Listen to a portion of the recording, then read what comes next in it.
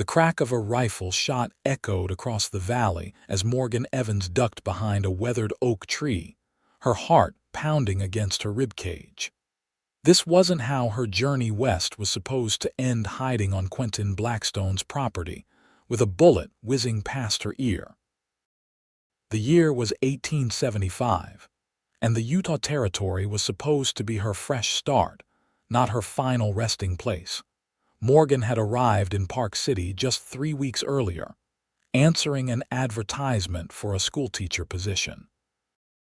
The booming silver mining town nestled in the Wasatch Mountains seemed perfect, far from the painful memories of Boston and the influenza that had claimed her parents and younger brother. At 22, she was determined to forge her own path in the West, where women could reinvent themselves. "I can see you hiding, Miss Evans." Blackstone's voice carried through the crisp autumn air. "No one steals from me and lives to tell about it." Morgan pressed her back against the tree trunk, clutching the leather-bound journal to her chest. She hadn't stolen anything, she'd discovered it. The journal contained detailed records of Blackstone's business dealings, including evidence that he'd been systematically cheating the miners who worked his silver claims. When she'd confronted him about it earlier that afternoon, his face had turned murderous. "You won't leave this ranch alive," he'd snarled, reaching for his gun. She'd barely escaped his office, fleeing across the sprawling ranch property with nothing but the journal and the clothes on her back. Now, as the sun dipped toward the mountain peaks, she was running out of both daylight and options. "The next shot won't miss," Blackstone called out. The sound of hooves approached slowly. He was on horseback, tracking her. "You're trespassing on my property now, Miss Evans." "No jury would convict me for shooting a thief." Morgan's fingers traced the spine of the journal. Inside was enough evidence to ruin Blackstone, the most powerful man in Park City. He owned the largest silver mine, most of the businesses in town, and half the territorial judge's loyalty. She'd only wanted to help the families of miners who were being denied their fair wages. Now she might die for it. The hoofbeats grew closer. Morgan gathered her skirts, preparing to run again, when a strong hand clamped over her mouth. She nearly screamed until a deep voice whispered in her ear, "Don't make a sound if you want to live." The stranger pulled her deeper into the woods, moving with the confident stealth of someone who knew the terrain intimately. He was tall and broad-shouldered, dressed in worn denim and leather. A cowboy's hat shaded his face, but in the fading light Morgan caught the glint of intense eyes studying her. "I'm going to remove my hand," he whispered. "Don't scream." When he released her, Morgan gasped for air but remained silent. The cowboy peered around the tree, watching as Blackstone rode past their hiding spot. "Who are you?" she finally whispered. "Vaughn Quincy," he replied, his voice low and rough. "I work for Blackstone, at least I did until about 10 minutes ago when I decided helping you was worth more than my job." Morgan clutched the journal tighter. "Why would you help me?" Vaughn's eyes flicked to the journal. "Because I've watched Blackstone ruin too many lives, including my father's. He drove him to an early grave after cheating him out of his mining claim." He nodded toward the darkening woods. "We need to move. Blackstone won't stop hunting until nightfall, and even then he'll have men watching the roads." "Where can we go? He owns half the town." "Not all of it," Vaughn said, taking her elbow and guiding her deeper into the forest. "I know people who hate Blackstone as much as I do. But first, we need to get you off this property." They moved through the forest as silently as possible. Morgan's city boots weren't made for this terrain, and more than once she stumbled over exposed roots and rocks. Each time, Vaughn's hand was there to steady her, strong and reassuring. "How did you find me?" Morgan asked when they paused behind a cluster of boulders. "I was in the stable when you confronted Blackstone, heard everything through the open window." His expression darkened. When he went for his gun, I knew I had to intervene. Been waiting for someone to stand up to him for years. A twig snapped nearby and they both froze. Vaughn pulled Morgan close, shielding her body with his as they crouched low behind the rocks. Blackstone's voice carried through the trees. "Fan out. She can't have gotten far. $5 to the man who brings me that journal. 10 if you bring me the woman alive." Morgan's breath caught. Vaughn's hand found hers in the darkness, giving it a reassuring squeeze. His calloused palm was warm against her cold fingers. "When I give the signal," he whispered, his lips close to her ear, "run toward that cluster of pines. Don't stop until you reach the creek. What about you? I'll create a diversion." Before she could protest, Vaughn picked up a rock and hurled it far to their left. The sound of it crashing through the underbrush drew shouts from Blackstone's men. "Now," Vaughn urged, pushing her forward. Morgan ran, her skirts hitched above her ankles, the journal tucked securely against her chest. She could hear shouts behind her, followed by the sound of Vaughn's voice calling out to Blackstone's men, drawing their attention away from her. The forest grew darker as she pushed deeper into the trees, the fading light making each step treacherous. When she reached the creek, she hesitated, uncertain which way to go. The water rushed past, swollen from the recent rains. Behind her, a gunshot cracked through the air, followed by another. Morgan's heart seized with fear. Had they shot Vaughn? She didn't have long to wonder before a hand grabbed her shoulder. She whirled around, ready to fight, but it was Vaughn, breathing hard but unharmed. "This way," he said, leading her downstream. "There's a shallow crossing 100 yards ahead." They waded through the cold water, Morgan gasping as it soaked through her dress and petticoats. On the far bank, Vaughn helped her climb out, his strong hand steady as she slipped on the muddy shore. "My horse is tethered nearby," he explained. "We'll ride double until we reach town." Morgan hesitated. "Won't Blackstone's men be watching the roads into Park City?" "We're not going into Park City." Vaughn's expression was grim as he led her toward a stand of trees where a magnificent chestnut gelding waited patiently. "There's a small homestead about 5 miles from here. Belongs to an old trapper named Silas who despises Blackstone even more than I do. We'll be safe there tonight." Morgan watched as Vaughn checked his saddle. In the fading light, she could see him clearly for the first time. He was younger than she'd initially thought, perhaps 25 or 26. His face was weathered from sun and wind, with a strong jaw shadowed by stubble. But it was his eyes that caught her attention, deep blue and filled with a quiet determination. "Why risk your life for me?" she asked. "You don't even know me." Vaughn paused, one hand on the saddle horn. "I know enough. You stood up to Blackstone when no one else would." He nodded toward the journal. "And whatever's in there might finally bring him to justice." He mounted the horse in one fluid motion, then extended his hand down to her. "Trust me, Miss Evans." Morgan took his hand, allowing him to pull her up behind him. "I don't have much choice, do I, Mr. Quincy?" "Call me Vaughn," he said, a hint of a smile in his voice as he urged the horse forward. "And there's always a choice. You made yours when you confronted Blackstone." Morgan held tightly to his waist as they rode through the darkening forest. The warmth of his body was a stark contrast to the chill in the air.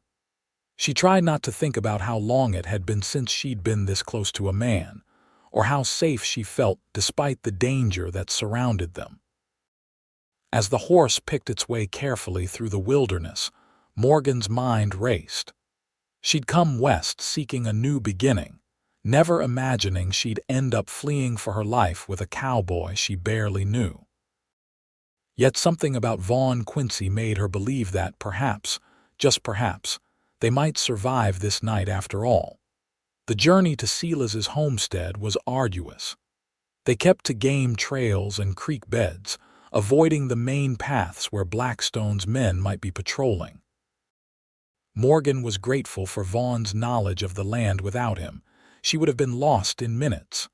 "How long have you worked for Blackstone?" she asked, her voice low against the rhythmic thud of hoofbeats. 3 years, Vaughn replied. "Took the job to learn his operation from the inside. My father died believing he'd failed as a miner, never knowing Blackstone had salted his samples to make him sell cheap." "I'm sorry," Morgan said, understanding now the depth of his animosity toward the ranch owner. "That's terrible. It's the way of men like Blackstone. They take what they want and destroy anyone who stands in their way." He glanced back at her. "Which is why what you did today was either the bravest or the most foolish thing I've ever witnessed." Despite everything, Morgan smiled. "Perhaps a bit of both." They rode in companionable silence for a time, the only sounds the creaking of leather and the soft nickering of the horse. The moon rose, casting silver light through the trees and illuminating their path. Morgan found herself relaxing against Vaughn's back, exhaustion beginning to claim her. "We're almost there," Vaughn said eventually, rousing her from her half-sleep. "Silas is unusual, but he's trustworthy." The homestead appeared suddenly, a small cabin nestled in a clearing, with a thin wisp of smoke rising from the chimney. A dog's bark announced their arrival before they'd even dismounted. The door swung open, revealing a silhouette holding a shotgun. "Identify yourself or ride on," called a gruff voice. "It's Vaughn Quincy, Silas. I've brought a friend who needs shelter." The figure in the doorway hesitated, then lowered the shotgun. "Blackstone's man. What business have you here at this hour?" "Not Blackstone's man anymore," Vaughn replied, helping Morgan down from the horse. "This is Miss Morgan Evans. She's in danger and we need a place to hide until morning." Silas stepped into the moonlight, a weathered man in his 60s with a wild gray beard and piercing eyes that seemed to assess Morgan in an instant. "What you do to rile Blackstone, girl?" Morgan straightened, meeting his gaze squarely. "I found evidence of his criminal dealings and confronted him with it." A slow grin spread across Silas's face. "Well now, that takes grit." He stepped aside, gesturing toward the door. "Any enemy of Blackstone's is welcome under my roof. Come in before you catch your death." The interior of the cabin was Spartan but clean, warmed by a crackling fire in the stone hearth. Silas busied himself putting on coffee while Vaughn tended to his horse in the small lean-to shelter outside. "You're soaking wet," Silas observed, eyeing Morgan's damp clothing. "Got some old things of my late wife's that might fit you. Won't be fashionable, but they're dry." Morgan accepted the offered clothing gratefully. While Silas turned his back to give her privacy, she changed behind a makeshift screen in the corner, draping her wet dress and petticoats near the fire to dry. The simple calico dress was too large but blissfully dry. When Vaughn returned, Silas had poured 3 mugs of coffee and set out a simple meal of beans and cornbread. They sat at the rough-hewn table, Morgan suddenly aware of how hungry she was. "Now then," Silas said after they'd eaten in silence for a few minutes, "let's see this evidence that's got Blackstone so riled." Morgan hesitated, then placed the journal on the table. "It details how he's been adulterating the silver ore from miners' claims to devalue them, then forcing them to sell to him at a fraction of their worth." Vaughn leaned forward, his eyes intense. "It also shows he's been cheating the miners who work for him, recording false weights and measures." Silas leafed through the pages, his expression darkening. Knew he was a snake, but this. He looked up at Morgan. "How'd you come by this, Miss Evans?" I was the schoolteacher in Park City. "One of my students, a miner's son, was withdrawn because his family couldn't afford to keep him in school despite working double shifts. It didn't make sense to me. When I started asking questions, Someone slipped this journal under my door." She touched the leather cover. "When I read it, I knew I had to do something." "So you confronted Blackstone directly," Vaughn said, shaking his head with a mixture of admiration and disbelief. "I thought if I presented him with the evidence, he might." Morgan trailed off, recognizing now how naive she'd been. "Men like Blackstone don't have consciences to appeal to," Silas said, closing the journal. "But this could ruin him if it reached the right hands." "The territorial judge is in his pocket," Vaughn pointed out. "Judge Wilson, yes," Silas agreed. "But there's a federal marshal passing through Echo about 20 miles north. Man named Hollister. He's been investigating corruption in the mining territories. This would interest him greatly." Hope flickered in Morgan's chest. "Could we reach him?" "Not tonight," Vaughn said firmly. "And not without a plan. Blackstone will have men watching all the roads out of the area by morning." "Then we need a diversion," Silas said, stroking his beard thoughtfully. "Something to draw his men away while you make for Echo." They talked long into the night, forming and discarding plans as the fire burned low. Morgan found herself watching Vaughn as he spoke, struck by the intelligence and determination in his face. This wasn't just about helping her escape, he was fighting for justice for his father and all the others Blackstone had wronged. Eventually, exhaustion overtook them.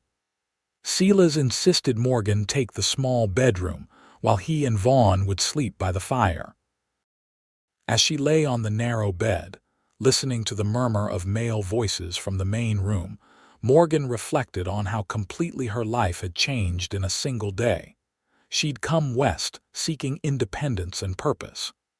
Instead, she'd found danger and a cause worth fighting for. And perhaps, she thought as sleep finally claimed her, an ally she hadn't expected in the quiet, determined cowboy who'd risked everything to save her. Morning came too soon, pale light filtering through the oilskin window covering. Morgan woke to the smell of coffee and bacon, her body aching from yesterday's ordeal. When she emerged from the bedroom, she found Vaughn alone, tending the cook fire. "Silas?" she asked, voice still rough with sleep. "Gone to scout the roads," Vaughn replied, glancing up with a smile that transformed his serious face.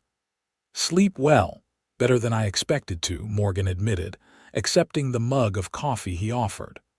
"What's the plan now?" Vaughn's expression sobered. "Silas thinks Blackstone will have men watching the north road to Echo, which is where we need to go. But there's an old mining trail that cuts through the mountains. It's treacherous, especially this time of year, but it would get us to Echo by nightfall." Morgan sipped her coffee, considering.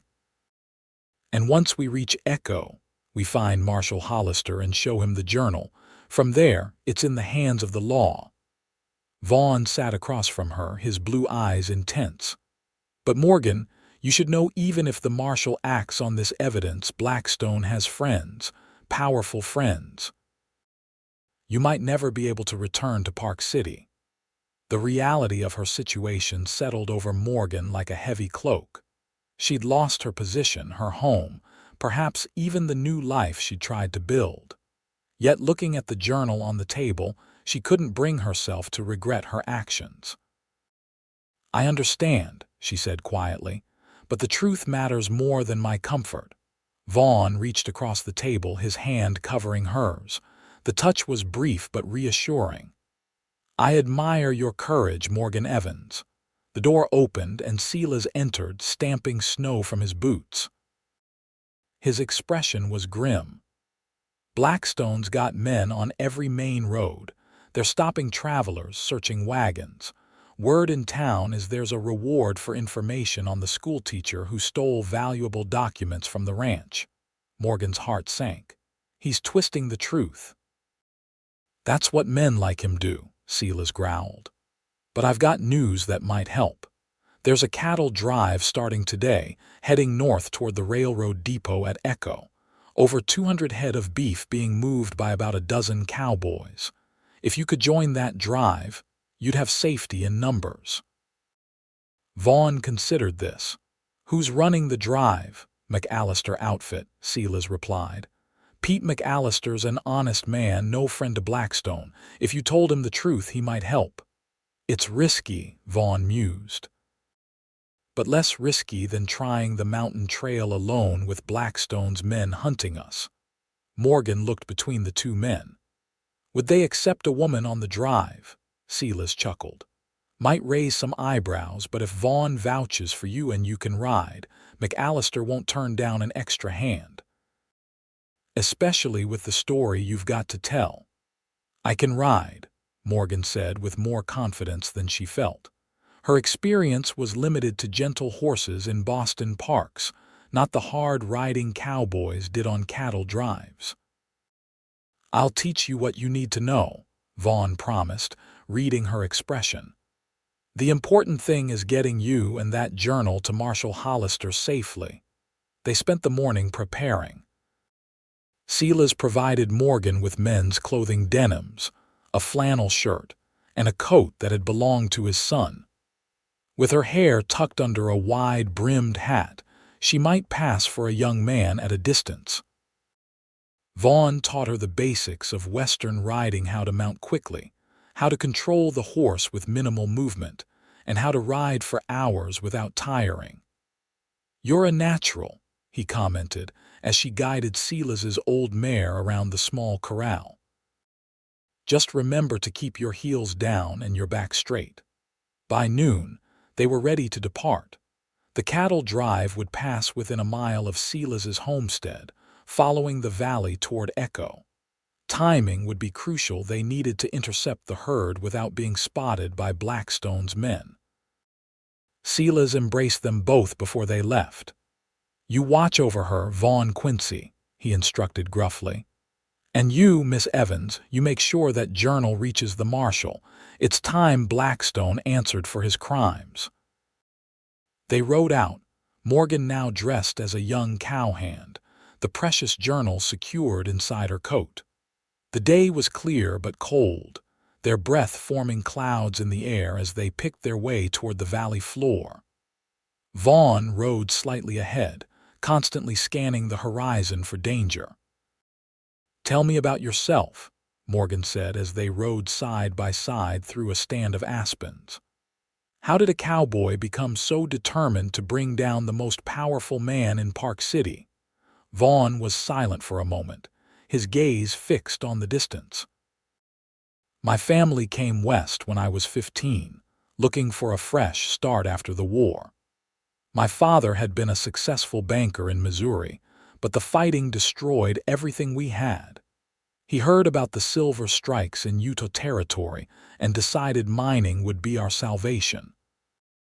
He adjusted his hat, his expression distant with memory. We staked a claim near Park City, worked it for nearly a year, finding just enough silver to keep our hopes alive. Then one day, Blackstone rode up with an offer to buy. Said our claim wasn't producing and we'd be better off selling to him before we lost everything. Your father refused, at first, then our samples started showing less and less silver, eventually nothing at all. Vaughn's jaw tightened.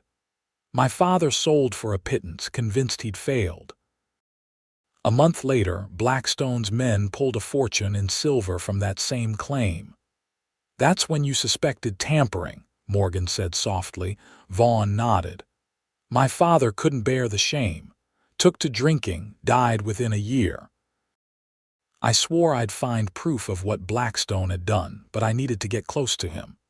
So I hired on as a ranch hand, worked my way up to foreman. For 3 years, I've been watching, waiting for a chance to expose him. And then I stumbled in with the very evidence you needed, Morgan mused. A smile touched Vaughn's lips. Providence works in mysterious ways, Miss Evans. They crested a rise and Vaughn reined in his horse, pointing toward the valley below. A vast herd of cattle moved slowly across the landscape, guided by mounted cowboys. There's the McAllister Drive, he said. Now we just need to approach carefully and hope Pete's in a listening mood. As they rode down toward the herd, Morgan felt a mixture of fear and exhilaration. 24 hours ago, she'd been a respectable schoolteacher. Now she was disguised as a cowboy, fleeing a powerful enemy and placing her trust in a man she barely knew. Yet somehow, riding beside Vaughn, she felt more alive than she had in years. The cattle drive was an impressive sight, hundreds of longhorns moving like a brown sea across the valley, guided by cowboys who shouted and whistled as they kept the animals together. Dust rose in clouds, and the air was filled with the sound of lowing cattle and pounding hooves. Vaughn led Morgan toward a rider who seemed to be giving orders to the others, a stocky man with a silver-streaked beard and the weathered look of someone who'd spent decades in the saddle. "Pete McAllister," Vaughn called as they approached. The man turned, eyeing them suspiciously. "Who's asking?" "Vaughn Quincy. I worked your spring roundup 2 years back." Recognition dawned on the trail boss's face. "Quincy, thought you were with the Blackstone outfit now." "Not anymore," Vaughn replied grimly. "We need your help, Pete. It's a matter of life and death." McAllister's gaze shifted to Morgan, taking in her disguise with a raised eyebrow. "This looks like trouble, Quincy." "It is, but it's the kind of trouble that could free this valley from Blackstone's grip for good." That caught McAllister's attention. He signaled to another cowboy to take his position, then guided his horse away from the herd, gesturing for them to follow. When they were out of earshot of the others, he turned to them expectantly. "Blackstone's been cheating miners and claim owners for years," Vaughn explained, nodding toward Morgan. "Miss Evans here has proof. We need to get it to Marshal Hollister in Echo." "Miss?" McAllister looked more closely at Morgan, who removed her hat, allowing her auburn hair to fall free. The trail boss let out a low whistle. "Well, I'll be. You're that schoolteacher from Park City, aren't you? Heard Blackstone's offering $50 for information on your whereabouts." Morgan straightened in her saddle. "My name is Morgan Evans, Mr. McAllister. And yes, I was the schoolteacher until yesterday when I confronted Mr. Blackstone with evidence of his crimes." She patted her coat where the journal was hidden. "He tried to kill me, said I'd never leave his ranch alive." "And you got her out," McAllister said to Vaughn, understanding dawning. Vaughn nodded. "Blackstone has men watching all the roads to Echo. We're hoping to travel with your drive for safety. Once we reach town, we'll find the marshal and let the law handle the rest." McAllister rubbed his beard, considering. "Blackstone's no friend of mine. He's been trying to force me off my grazing land for 2 years. He studied Morgan. "Can you ride, Miss Evans? Really ride, not just sit a horse?" "I'm learning quickly," Morgan replied with more confidence than she felt. "She'll ride with me," Vaughn added. "We won't slow you down, Pete." After a moment's consideration, McAllister nodded. "All right, you can join us as far as Echo, but you'll need better disguises than that." He eyed Morgan critically. "Some of Blackstone's men know what the schoolteacher looks like, I reckon." "What do you suggest?" Vaughn asked. McAllister grinned. "Ever played the part of a married couple, Quincy?" Within an hour, Morgan's transformation was complete. She remained in her men's clothing, but now wore a battered duster that hid her figure. Her face was smudged with dirt, and McAllister had provided a faded bandana to cover the lower half of her face against the dust. He explained with a wink. Vaughn was similarly disguised, and McAllister introduced them to the other cowboys as a married couple heading to Echo to visit family, with the husband helping on the drive in exchange for safe passage. "Stay close to the chuck wagon," McAllister advised. "Less likely to be noticed there, and if Blackstone's men come asking questions, you'll be just another cowhand and his wife." The deception worked. Throughout the afternoon, They moved steadily northward with the herd. Morgan rode beside the chuck wagon, occasionally helping the cook, an elderly man named Davis, who accepted her presence without question. Vaughn worked on the edges of the herd, keeping the cattle moving while staying alert for any sign of pursuit. As dusk approached, McAllister called a halt in a sheltered valley with good grazing for the cattle and a creek for water. The cowboys set up camp with practiced efficiency, building fires and setting up the chuck wagon for the evening meal. Morgan helped Davis prepare a simple supper of beans, salt pork, and biscuits. The other cowboys regarded her with curiosity, but no one questioned her presence. In the gathering darkness, with her face partially covered and her hair hidden, she was just another figure moving around the campfire. After the meal, McAllister gathered everyone around the main fire. "We've got about 15 miles to Echo," he announced. "Should reach town by tomorrow afternoon if the weather holds, but I've had word Blackstone's men are watching the approach to town. We'll need to be alert." One of the cowboys spat into the fire. "What's Blackstone want with a cattle drive?" "Not the cattle he's after," McAllister replied, glancing briefly at Morgan and Vaughn. "Seems he's looking for a couple of fugitives, offering good money for their capture." Murmurs ran through the group. Vaughn tensed beside Morgan, his hand moving subtly toward his gun. "What they do?" another cowboy asked. McAllister shrugged. "Stole something valuable, according to Blackstone, but you know how it is with him, his version of events rarely matches reality." This drew knowing chuckles from several men. Morgan realized that Blackstone's reputation was well known among the working people of the territory. He might have money and power, but he didn't have respect. "Anyone approaches our drive, you send them to me," McAllister continued. "No need to go looking for trouble, but I won't have Blackstone's thugs searching our wagons or harassing my people." "Clear." The cowboys nodded their agreement, and soon the conversation turned to other matters, stories of previous drives, plans for spending wages in Echo, news from ranches farther south. Morgan sat quietly beside Vaughn, listening to the rhythms of trail life. When the gathering began to disperse, McAllister approached them. "Davis has set up a small tent for you two," he said quietly. "Figured a married couple would want privacy. It'll keep curious eyes away from Miss Evans as well." Vaughn thanked him, and they made their way to the small canvas tent pitched at the edge of the camp. Inside was just enough space for 2 bedrolls, placed close together. "I can sleep outside," Vaughn offered, clearly reading Morgan's hesitation. She shook her head. "No, that would look suspicious. Besides, I trust you, Vaughn." Their eyes met in the dim light filtering through the canvas. Something unspoken passed between them, a recognition of the bond that had formed in their short time together, forged by shared danger and purpose. "I'll turn my back while you get settled," Vaughn said, his voice oddly gentle. Morgan prepared for sleep, removing only her boots and duster before slipping into the bedroll. "I'm decent," she murmured when she was finished.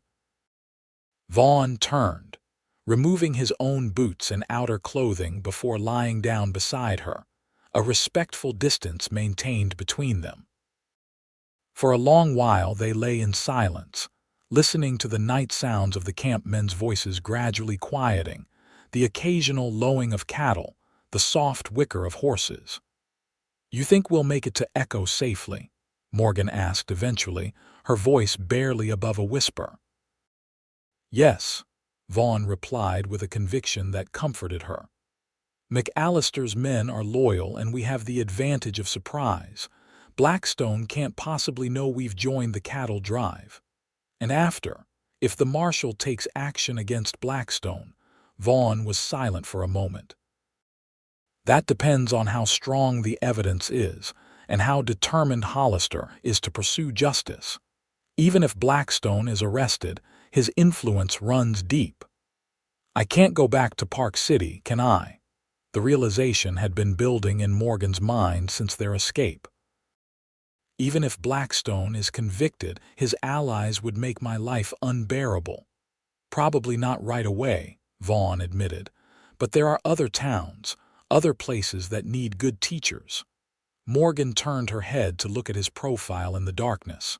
What about you? What will you do after this is over? I haven't thought that far ahead, he confessed. For 3 years, bringing Blackstone to justice has been my only goal. Without that, he trailed off, then added softly, maybe it's time to find a new purpose. Something in his tone made Morgan's heart beat faster. She was acutely aware of his proximity, of the warmth radiating from his body in the cool night air. Though they'd known each other barely a day, she felt connected to him in a way she couldn't explain.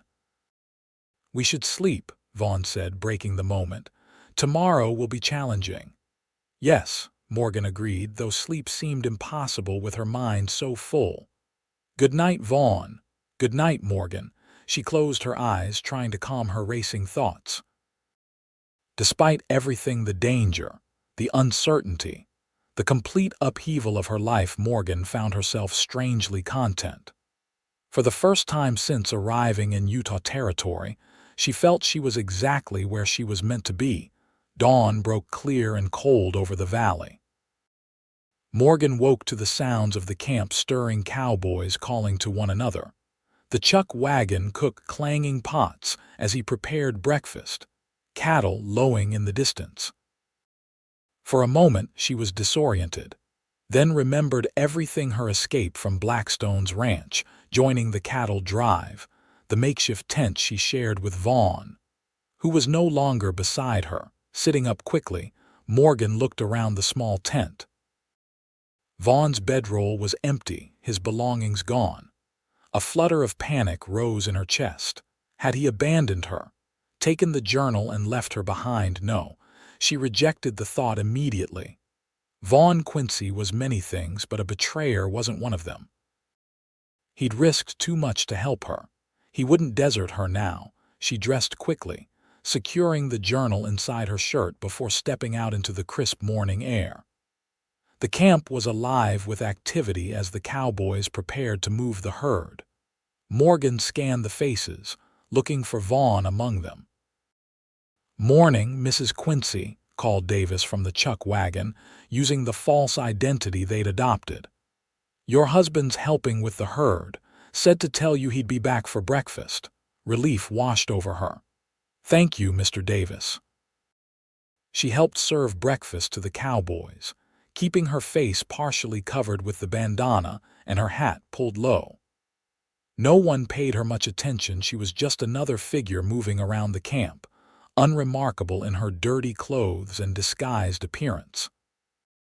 Vaughn returned as the meal was ending, his face serious as he approached Morgan. "Riders coming from the south," he said quietly. "McAllister thinks they might be Blackstone's men." Morgan's hand went instinctively to where the journal was hidden. "Are we discovered?" "No reason to think so yet. But McAllister wants us to move out now, before they reach us. We'll take positions near the middle of the herd, less visible there."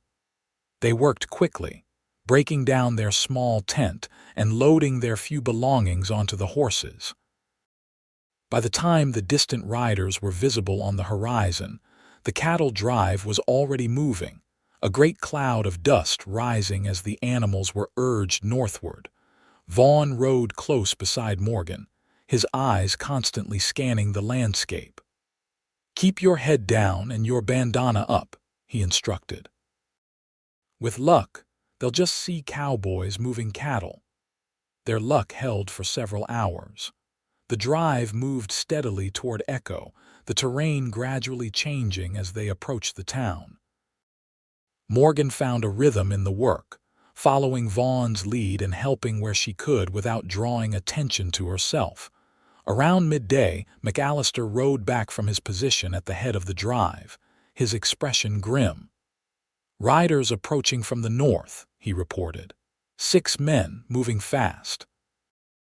Could be coincidence, but Blackstone's men, Vaughn finished. He must have figured we'd try for Echo, McAllister nodded. We're still about 5 miles out, too far to make a run for it with the herd. What about just the two of us? Vaughn suggested, glancing at Morgan. If we break away now, we might reach town before they can intercept us. Too risky, McAllister disagreed. Open country between here and Echo. They'd spot you immediately. He thought for a moment. No, we need a different strategy, something they won't expect. They huddled together, quickly forming a plan. As the approaching riders drew nearer, Morgan and Vaughn dismounted, handing their horses to another cowboy. McAllister directed them toward the chuck wagon, where Davis was already preparing the midday meal. Get inside, the trail boss ordered, pointing to a small space beneath the wagon's storage compartment. We'll cover you with supplies. When we stop for the midday rest, Davis will create a distraction. That's when you make your break for Echo. It was a desperate plan, but they had few options. Morgan crawled into the cramped space beneath the wagon, Vaughn following close behind. Davis and another cowboy quickly arranged sacks of flour and beans to conceal them, leaving just enough space for air to circulate. In the dim, dusty confines, Morgan found herself pressed against Vaughn's chest, their faces inches apart. His arm encircled her protectively, steadying her as the wagon rumbled along. "Are you all right?" he whispered, his breath warm against her cheek. Morgan nodded, trying to ignore the intimacy of their position. "Yes, just worried about what happens next. McAllister knows what he's doing. We'll reach Echo." His blue eyes held hers, filled with a confidence that calmed her racing heart. "I promise to get you to safety, Morgan." "I intend to keep that promise." The wagon jolted over a rut, throwing them even closer together. Morgan's hand landed on Vaughn's chest, feeling the steady beat of his heart beneath her palm. For a moment, the danger around them seemed to recede, leaving only this connection between them unexpected, unplanned but undeniably real. "Vaughn," she began, uncertain what she wanted to say, only knowing she needed to speak the emotions welling inside her. Before she could continue, the wagon lurched to a stop. Above them, they could hear voices: McAllister greeting someone, the replies of strangers. Blackstone's men had reached the drive. "Looking for fugitives," a gruff voice announced. "Man and a woman. The woman's that schoolteacher from Park City. Blackstone's offering $100 for information." "Haven't seen any schoolteachers," McAllister replied easily. "Just my men and the cattle. Feel free to look around, but we're on a schedule. Buyers waiting in Echo." Morgan held her breath as boots thudded around the wagon. Vaughn's arm tightened around her, his body tense with readiness. If they were discovered, she knew he would fight, perhaps to the death. "What's in the wagon?" one of the searchers demanded. "Just supplies," Davis answered. "Flour, beans, coffee, salt pork. Nothing interesting unless you're hungry." There was a long pause, then the sound of someone climbing onto the wagon. Morgan closed her eyes, silently praying as footsteps moved above them. A sack near their hiding place shifted as someone rummaged through the supplies. "Satisfied?" McAllister's voice called. "We need to keep moving if we're going to reach Echo by nightfall." Another pause, then the footsteps retreated. "All right, move on, but keep an eye out for these fugitives." The woman stole valuable mining records. Blackstone wants them back, and he wants her to answer for the theft. "We'll watch for them," McAllister promised, his voice fading as he moved away from the wagon. The drive resumed its northward progress. Morgan and Vaughn remained hidden, breathing shallowly in their cramped space. After what seemed an eternity, Davis tapped on the side of the wagon. "They've ridden ahead toward Echo," he whispered. "But they'll likely double back to check on us again. Be ready when we stop for the midday meal." The next hour passed in tense silence. Morgan could feel every jolt and sway of the wagon, her muscles protesting the confined position. Vaughn occasionally whispered reassurances, his presence her anchor in the storm of uncertainty. Finally, the wagon halted. They could hear the sounds of the camp being established for the brief midday rest, men calling to one another, cattle being settled, fires being lit. Davis's voice came low near their hiding place. "When you hear the commotion, run east toward that ridge. There's a trail there that will take you into Echo from the backside, less likely to be watched." "What commotion?" Vaughn asked. The old cook chuckled. "You'll know it when you hear it, just be ready." They waited, muscles coiled for action. Minutes ticked by, and then suddenly shouts erupted from the direction of the herd. Men were yelling about stampeding cattle, horses whinnying in panic. "Now," Davis hissed, pulling away the sacks that concealed them. Vaughn emerged first, quickly helping Morgan out. In the chaos of the camp, cowboys rushing toward the herd where several dozen cattle had indeed broken free. They slipped away unnoticed, running low across the scrubby terrain toward the eastern ridge. Morgan's lungs burned as they crested the ridge and found the narrow trail Davis had mentioned. It wound through a stand of pines, offering welcome cover from anyone who might look their way. "McAllister planned this well," Vaughn remarked as they followed the path, moving as quickly as they dared. "That stampede was no accident. Will they be all right?" Morgan asked, concerned for the men who'd risked so much to help them. "McAllister's been driving cattle for 30 years. A small stampede is nothing to him." Vaughn's expression was confident. "By the time Blackstone's men realize we're gone, we'll be in Echo." The trail gradually descended toward a valley where they could see the town of Echo in the distance, a collection of buildings nestled near the railroad tracks that connected this remote outpost to the wider world. Smoke rose from chimneys, and even from this distance, they could see the movement of people and wagons in the streets. "Almost there," Vaughn said, offering Morgan an encouraging smile. "Just a little farther." They had nearly reached the valley floor when the sound of hoofbeats made them freeze. 3 riders appeared on the trail behind them, and Morgan's heart sank as she recognized Blackstone himself at the lead, his face contorted with rage as he spotted them. "There's no escape now, Evans," he shouted, spurring his horse forward. Vaughn pushed Morgan behind him, drawing his revolver. "Run for the town," he ordered. "Find Marshal Hollister. I'll hold them here." "I won't leave you," Morgan protested. "You have to. The journal is what matters." His eyes met hers, intense and determined. "Go, Morgan, now." With a last desperate look at Vaughn, Morgan turned and ran toward Echo, the precious journal clutched to her chest. Behind her, she heard the first crack of gunfire, then another. Tears blurred her vision as she ran, praying that Vaughn would survive, that his sacrifice wouldn't be in vain. The outskirts of Echo loomed ahead, scattered houses giving way to more established buildings.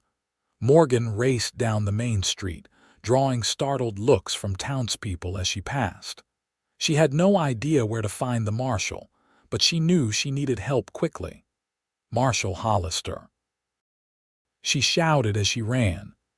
"Where's Marshal Hollister?" A man stepped out from a storefront, his weathered face concerned beneath a gray mustache.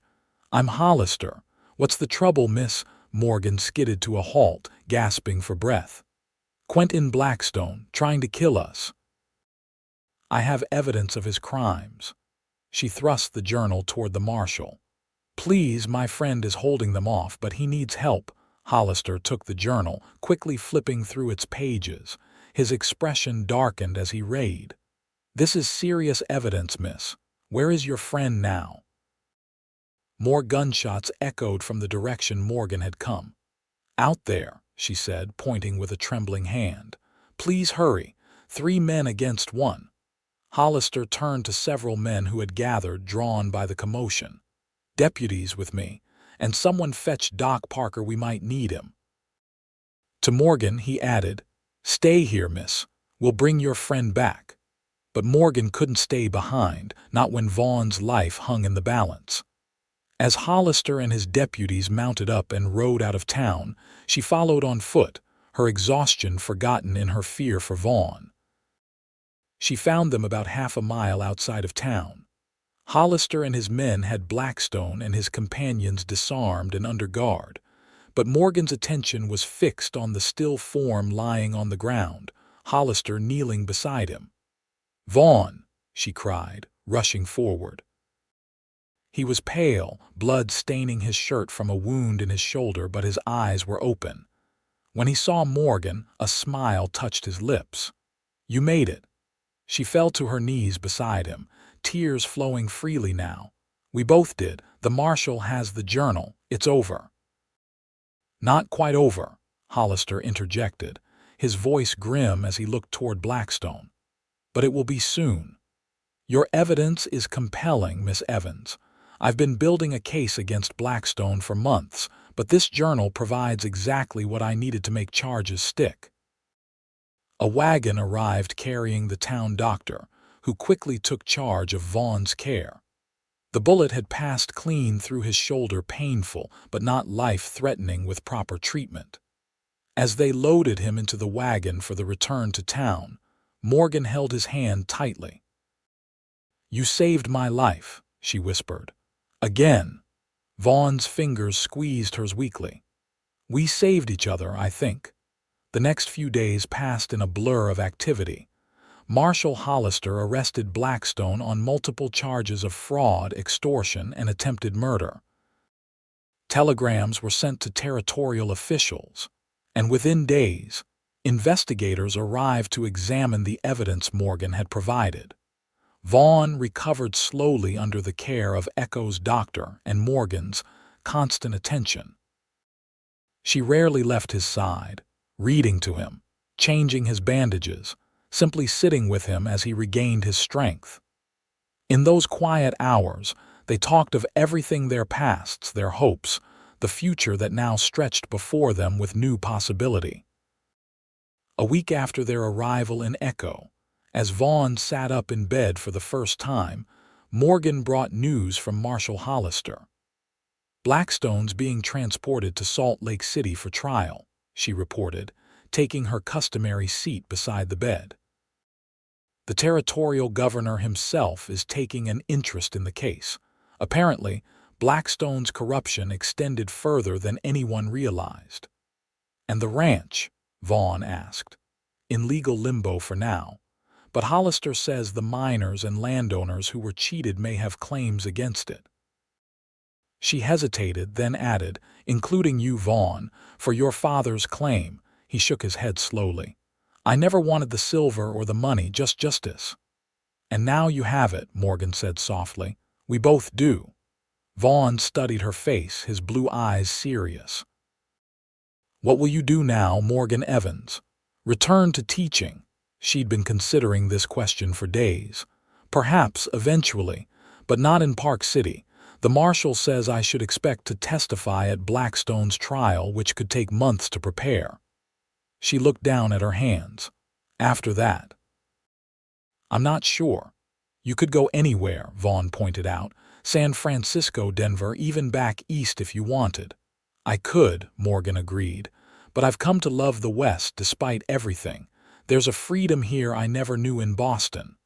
A smile touched Vaughn's lips. "I'm glad to hear it." Something in his tone made Morgan look up, meeting his gaze. The connection between them had grown stronger during these quiet days of recovery, deepening into something neither had expected when they first fled Blackstone's ranch. "Vaughn," she began hesitantly, "when you're recovered, what will you do?" He was silent for a long moment. "I've been thinking about that. For so long my life has been defined by seeking justice for my father. Now that it's within reach, I need a new purpose." His hand found hers on the bed cover. McAllister mentioned he's looking for a partner in his ranch, someone who knows cattle and can help expand the operation. You'd be good at that, Morgan said, trying to ignore the disappointment that rose at the thought of Vaughn leaving Echo. I would, he agreed, but Echo's a growing town. Probably needs a good school. His eyes held hers, filled with an emotion that made her heart beat faster. And I'd like to stay near enough to see how a certain schoolteacher fares in her new position. Hope blossomed in Morgan's chest. You think Echo needs a school? I think Echo needs you, Morgan Evans. His voice softened. And I think I might need you too if you'll have me. The weeks of shared danger, the nights talking by lantern light during his recovery, the gradual recognition of something profound growing between them, it all crystallized in this moment of quiet honesty. Morgan leaned forward, her hand tightening around his. I think we might need each other, Vaughn Quincy.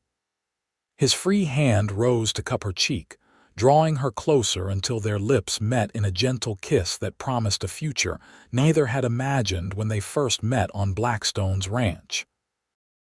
2 years later, Morgan stood on the porch of the schoolhouse she'd established in Echo, watching as the students raced away after the final bell. The town had grown substantially since her arrival, fueled by the railroad and the increasing cattle trade.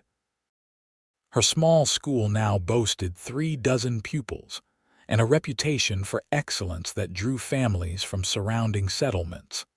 As the last child disappeared around the corner, Morgan gathered her books and locked the schoolhouse door.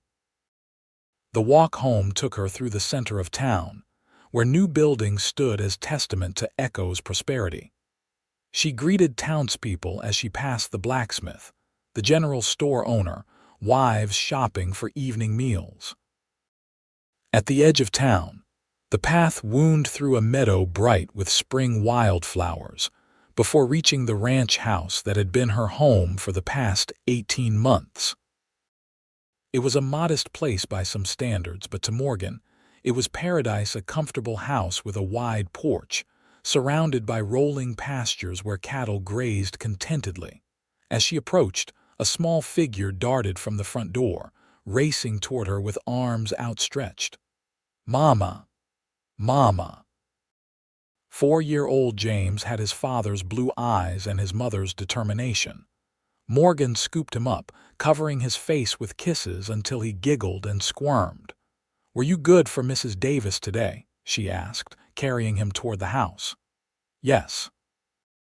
We made cookies and I helped with the chickens, and Papa showed me the new calf," Morgan smiled, setting him down as they reached the porch.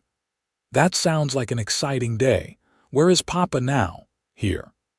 Vaughn emerged from the barn, wiping his hands on a cloth. The years had been good to him. His lean frame had filled out with the prosperity of their ranch, and the shadows that once haunted his eyes had given way to contentment. He crossed to her, placing a kiss on her forehead. "How was school today?" "Wonderful." The Thompson twins finally mastered their multiplication tables. She leaned into his embrace, savoring the familiar scent of leather and hay that always clung to him. "And your day?" "Productive. The new breeding stock from Wyoming arrived. McAllister says they'll improve our herd considerably." He grinned, the expression transforming his face as it always did. "And I received a letter from the territorial governor. Blackstone's final appeal was denied. He'll serve his full sentence." The news brought a mixture of satisfaction and relief. Blackstone's trial had resulted in a 15-year prison term, but his lawyers had filed appeal after appeal, dragging the process out for months. With this final decision, the chapter was truly closed. "Good," Morgan said simply. "Justice at last." Vaughn's arm tightened around her waist. "We've had justice for some time now, Mrs. Quincy, and much more besides." Morgan couldn't disagree. After Blackstone's conviction, she and Vaughn had married in a simple ceremony in Echo's newly built church. With compensation from Blackstone's seized assets awarded to those he had cheated, they had purchased land outside town. Partnering with McAllister had provided the foundation for their ranch, which now thrived under Vaughn's knowledgeable management. James tugged at his father's hand. "Can we show Mama the surprise now?" Vaughn laughed. "I suppose we should, since you can hardly contain yourself." Morgan raised an eyebrow. "Surprise? What have you two been plotting?" "Close your eyes," Vaughn instructed, taking her hand. She complied, allowing him to guide her into the house and through to the back porch. James giggled beside them, his excitement palpable. "Can I look now?" Morgan asked. "Now," Vaughn confirmed. She opened her eyes to find a beautiful oak rocking chair positioned on the porch, facing the spectacular view of mountains in the distance. Carved into the headrest were the words, "For our family." "It's beautiful," Morgan breathed, running her fingers over the smooth wood. "But what's the occasion?" Vaughn exchanged a glance with James, who was practically bouncing with excitement. "Should you tell her, or shall I?" Me, James insisted. "Mama, there's going to be a baby. I'm going to be a big brother." Morgan's hand flew to her mouth as she turned to Vaughn, who was watching her with tender amusement. "How did you know?" "I only began to suspect last week." "Mrs. Davis noticed you've been tired lately and turning a bit green at breakfast," he explained. "She recognized the signs before I did, having had 6 of her own. The chair was my idea, thought you might need a comfortable spot in the months ahead." Tears of joy welled in Morgan's eyes as she sat in the rocking chair, pulling James onto her lap. Vaughn knelt beside them, his hand resting gently on her still flat stomach. "Are you happy?" he asked softly. Morgan looked at her husband, the man who had risked everything to save her life, who had built this beautiful life with her from the ashes of Blackstone's treachery, and felt her heart overflow with gratitude. "Happier than I ever dreamed possible," she answered, leaning forward to meet his kiss. As the sun began to set over the Utah mountains, painting the sky in brilliant shades of gold and crimson, Morgan rocked gently in her new chair, surrounded by the family she loved. From the ranch house, the smell of dinner cooking wafted on the evening breeze. In the distance, cattle lowed softly as they settled for the night. This was her life now: teacher, wife, mother, rancher's wife. So different from the frightened young woman who had fled Blackstone's ranch that night, uncertain if she would live to see morning. That desperate escape had led her not just to safety, but to love, to family, to a future brighter than she could have imagined. Morgan reached for Vaughn's hand, twining her fingers with his as they watched their son chase fireflies in the gathering twilight. Whatever challenges tomorrow might bring, they would face them together, just as they had from that first dangerous night when a cowboy made sure she got out alive.